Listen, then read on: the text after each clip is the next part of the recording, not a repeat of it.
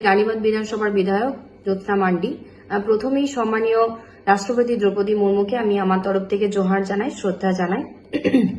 উনি বঙ্গ সফরে এসেছিলেন এবং বঙ্গ সফরে এসে যা স্পিচ দিয়েছেন, যা বক্তব্য রেখেছেন, আমরা অধীর আগ্রহে শোনার জন্য অপেক্ষা করছিলাম ওনার বক্তব্য। কিন্তু ওনার বক্তব্য শোনার পর সত্যি আমরা হতাশ হয়েছি। উনি বঙ্গ সফরে এসে বলেছেন যে উনি বাংলার মেয়ে, ওনার খুব খারাপ লেগেছে, ওনাকে আটকানো হয়েছে, মানুষজনকে আটকানো হয়েছে আসার জন্য, এবং তার সাথে সাথে ওনাকে চিফ মিনিস্টার রিসিভ করতে যাননি এবং মন্ত্রিসভার মন্ত্রীরাও রিসিভ করতে যাননি। তিনি আরো বলেছেন যে এখানে আদিবাসীদের কেউ বিকাশ হতে দেয় না, আদিবাসীরা একজোট হয়ে থাকুক কেউ চায় না, আদিবাসীদের মধ্যে শিক্ষা হোক কেউ চায় না। আদিবাসীদের মধ্যে কি বিকাশ হচ্ছে? উনি তো দেখতে পাচ্ছেন না। আদিবাসীরা কি সুযোগ সুবিধা পাচ্ছেন? ওনার তো মনে হয় দেখতে পাচ্ছেন না। তিনি এই কথাগুলো বলেছেন। সত্যি এই কথাগুলো শুনে আমরা যারা আদিবাসী আছি, যারা পশ্চিমবঙ্গ সরকারের মাননীয় মুখ্যমন্ত্রীর যে সমস্ত ডেভেলপমেন্টগুলো আছে, আমরা যারা সুযোগ সুবিধা পাচ্ছি, আমাদের সকলের খুব খারাপ লেগেছে। প্রথম কথা, ইচ এন্ড এভরি পার্সনের যদি আপনাকে দেখতে হয় বিকাশ, সুযোগ সুবিধা, হেলথের দিক থেকে, পড়াশোনার দিক থেকে, রাস্তাঘাটের দিক থেকে, ঘরের দিক থেকে, পানীয় জলের দিক থেকে, গ্রাম টু গ্রাম ডেভেলপমেন্টের দিক থেকে, কমিউনিটি হল থেকে শুরু করে সমস্ত কিছু আপনাকে বাঁকুড়া, পুরুলিয়া, পশ্চিম মেদিনীপুর, ঝাড়গ্রাম, মালদা, উত্তরবঙ্গ এসে আপনাকে দেখে যেতে হবে। আপনি এ কথাও বলেছেন যে অনারেবল চিফ মিনিস্টার এবং তার মন্ত্রিসভার মন্ত্রীরাও আপনাকে রিসিভ করতে যাননি। আপনার অবগতির জন্য জানাই যে আপনি যতবার এসেছেন আপনাকে সাদরে ওয়েলকাম জানানো হয়েছে। অনারেবল চিফ মিনিস্টারের আদেশে কখনো বীরবাহা, কখনো আমি আপনাকে রিসিভ করতে গেছি, আপনাকে সিওপও করতে গেছি। আপনার এই স্পিচে আমাদেরও খুব দুঃখ লেগেছে। আজকে আপনি এই কথাও বলেছেন যে রাজ্যপাল এখানে নেই। আপনার এটা মনে আছে একজন সিলেক্টেড পার্সন রাজ্যপাল ওখানে কেন যাননি সেটা আপনার মনে আছে, কিন্তু হাজারো মানুষের একজন জনপ্রতিনিধি, একজন ইলেক্টেড পার্সন কেন ওখানে পৌঁছায়নি সেটা আপনার খেয়াল নেই। কেন পৌঁছায়নি? তিনি রাস্তায় আছেন। কোথায় আছেন? না রাস্তায়। কি করছেন? না প্রতিবাদ, ধর্ণা মঞ্চ, এসআইআর নিয়ে। কি নিয়ে? না এসআইআর নিয়ে। বিজেপি যেভাবে নোংরা রাজনীতি খেলা শুরু করেছে তারই প্রতিবাদে তিনি ধর্ণা মঞ্চ আছে। কিসের জন্য? নিজের জন্য। নিজের নাম তো এসআইআরে আছে, নিজের নাম তো, নিজের ফ্যামিলির নাম তো আছে ভোটার লিস্টে। তাহলে এসআইআরে কার নাম বাদ পড়েছে? সেই সাধারণ খেটে খাওয়া মানুষের নাম বাদ পড়েছে, যারা 60 লক্ষ মানুষ বিচারাধীন আছেন, তাদের অধিকারের লড়াইয়ে তিনি রাস্তায় আছেন। তার মনে হয়েছে তাদের পাশে দাঁড়ানো, সেই সব সাধারণ মানুষের পাশে দাঁড়ানো, সেই জন্য তিনি আজকে রাস্তায় আছেন। আজকে আপনার খারাপ লেগেছে, আমাদেরও খারাপ লেগেছে। যখন মণিপুর জ্বলছিল, আসাম জ্বলছিল, তখন আপনাকে একটাও কথা বলতে শোনা যায়নি। যখন হাজারো হাজারো মানুষ বিভিন্ন বিজেপি শাসিত রাজ্যগুলিতে রাস্তার ওপরে তারা হাঁটছিল, মহিলাদেরকে উলঙ্গ করে রাস্তায় ছোটাচ্ছিল বিজেপি শাসিত জেলা রাজ্যে, সেখানে তখন আপনার কোনো কথা শোনা যায়নি, তখন আপনাকে কোনো কথা বলতে শুনিনি আমরা, তখন আমাদের খুব খারাপ লেগেছিল। যখন মধ্যপ্রদেশে একজন ছেলের ওপর, আদিবাসী যুবকের ওপর প্রস্তাব করে দিল, তখন আপনার খারাপ লাগেনি? আমাদের খুব খারাপ লেগেছিল। আজকে অন্যায়ের নিরিখে যদি আমরা দেখি, আজকে রাজস্থান, মধ্যপ্রদেশ সব থেকে শীর্ষে আছে অপরাধমূলক রাজ্যগুলোর মধ্যে। আজকে নতুন সংসদ ভবন উদ্বোধন হলো, আজকে রাম মন্দির উদ্বোধন হলো, কই আপনাকে তো আমরা দেখতে পাইনি, আপনাকে তো বলা হয়নি। আপনার খারাপ লাগেনি? আমাদের খারাপ লেগেছিল। আজকে সম্মানীয় লালকৃষ্ণ আডবাণীজির একটি প্রোগ্রামে আমি দেখেছিলাম যে অনারেবল প্রাইম মিনিস্টার এবং তার সাথে অমিত শাহ চেয়ারে বসেছিলেন, আপনি দাঁড়িয়েছিলেন। আপনার খারাপ লাগেনি? আমাদের তো খুব খারাপ লেগেছিল। আজকে পশ্চিমবাংলায় বিরোধী দলনেতা, বিজেপির লিডাররা যখন যা খুশি বলছে, আমারই সহকর্মী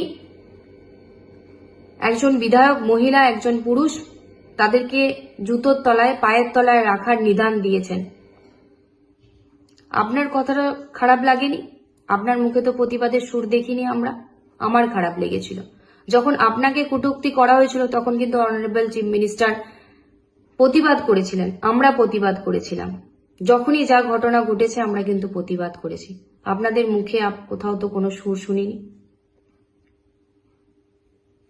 আজকে 10 জনের প্রতিনিধি আমরা আপনার সঙ্গে দেখা করতে চেয়েছিলাম যে আমরা পশ্চিমবঙ্গ সরকার আদিবাসী মানুষদের জন্য কি ডেভেলপমেন্টের কাজ করেছেন সেই রিপোর্ট কার্ড আজকে আমরা আপনার হাতে তুলে দিতে চাই।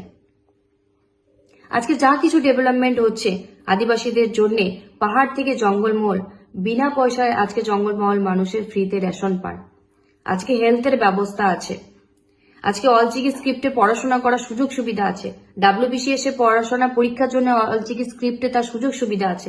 সবকিছু কিন্তু অনারেবল চিফ মিনিস্টার মাননীয় মুখ্যমন্ত্রী মমতা ব্যানার্জি করে দিয়েছেন আদিবাসীদের জন্য। কিছুক্ষণ আগে আমি দেখেছি যে প্রধানমন্ত্রীজি সম্মানীয় উনি একটি টুইট করেছেন যে তৃণমূল আদিবাসীদের পাশে নেই, পশ্চিমবঙ্গ সরকার আদিবাসীদের সম্মান করতে জানেন না, অনেক অত্যাচারিতের মধ্যে আছে। আমাদের পশ্চিমবাংলায় আপনাকে দেখতে হবে না, আপনারা যে ধর্মের নামে রাজনীতি করেন এইগুলো আপনাকে দেখতে হবে না। আমি অনারেবল ম্যাডামকে বলবো যে বিজেপি লিখে দেওয়া স্পিচ আপনি পড়বেন না, আপনাকে নিয়ে রাজনীতির নোংরা খেলা তারা খেলছে। আজকে তাদের চোখে যদি পশ্চিমবাংলাকে দেখেন এরকমই আপনি দেখবেন যে আদিবাসীরা অবাঞ্ছিত, আদিবাসীদের কোনো ডেভেলপমেন্ট হয় না। তাদের চোখ দিয়ে দেখলে আপনি এরকমই দেখতে পাবেন।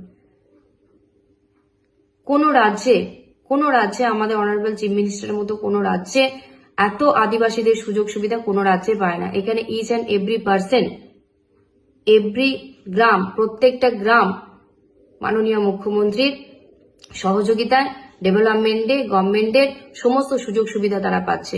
8 থেকে 80 প্রত্যেকটা মানুষ তার সুযোগ সুবিধা পাচ্ছে। আজকে লক্ষ্মী ভান্ডারের মতো একটি স্কিম যেটি মহিলাদেরকে নিজের পায়ে দাঁড়াবার একটা সুযোগ করে দিয়েছে।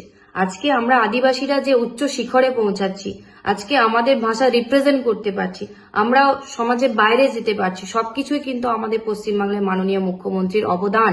তার জন্যই কিন্তু আমরা সবকিছু করতে পারছি, তার জন্যই কিন্তু আমরা সব দিক থেকে সেভ আছি। আজকে লক্ষ্মী ভান্ডারের মতো স্কিম 1700 টাকা করে প্রত্যেক আদিবাসী মহিলাদেরকে দেওয়া হচ্ছে। আমার একটাই প্রশ্ন আপনার কাছে, আপনার মাধ্যমে, যে আজকে পবিত্র হাউসে আমরা অপরাজিতা বিল নিয়ে এসেছিলাম নারীদের সুরক্ষার জন্য। যারা অপরাধমূলক কাজ করবে তাদের কঠোরতম শাস্তির জন্য অপরাজিতা বিল নিয়েছিলাম, এটাও আপনার টেবিলে আটকে আছে। আজকে পবিত্র হাউসে আমরা যারা আদিবাসী আছি তারা সারিধরম সারনাধরম কোড নিয়ে আসার জন্য আমরা একটা বিল পাশ করেছিলাম, সেই বিলটাও কিন্তু আপনার কাছে আটকে আছে, কেন্দ্রে আটকে আছে। সেটাতেও কিন্তু আমাদের খারাপ লাগছে। আজকে লক্ষ্মী ভান্ডারের মতো যে স্কিম আছে সেই স্কিমে অনারেবল চিফ মিনিস্টার সহযোগিতা করছেন। আমার মাধ্যমে আপনার কাছে থাকবে প্রশ্ন, আপনি অনারেবল প্রাইম মিনিস্টারকে যে বলুন যে সহযোগিতার হাত বাংলাকে বাড়িয়ে দিতে, যে কেন্দ্র সরকার বিভিন্নভাবে জল জীবন মিশন, আবাসের টাকা, 100 দিনের টাকা, রোডের টাকা যেভাবে আটকে রেখেছে, সহযোগিতার হাত বাড়িয়ে দিক আমাদেরকে। এবং লক্ষ্মী ভান্ডারের মতো স্কিমে 50% তার সহযোগিতার হাত বাড়িয়ে দিলে আমরা খুব খুশি হব। বিজেপি প্রধানমন্ত্রী থেকে শুরু করে যারা লিডাররা আছে তারা বিভেদের রাজনীতি করছে, অনেক রকম কথা বলছে। আমি আপনাকে বলবো আমাদের হয়ে আপনি এই সুযোগটা করে দিন এবং আমাদের প্রতিনিধিকে আপনার সঙ্গে দেখা করার সুযোগ করে দিন। আমরা যা রিপোর্ট কার্ড তৈরি করেছি বিগত 15 বছরে আদিবাসী মানুষদের জন্য আমাদের honourable CM chief minister Mamata Banerjee আদিবাসীদের জন্য যে অক্লান্ত পরিশ্রম করে সহযোগিতা করে চলেছেন সেই কার্ড আপনাকে তুলে দিতে চাই। মমতা ব্যানার্জি আমাদের সাথে ছিলেন, আদিবাসী মানুষের পাশে ছিলেন, থাকবেন, আগামী দিনও থাকবেন।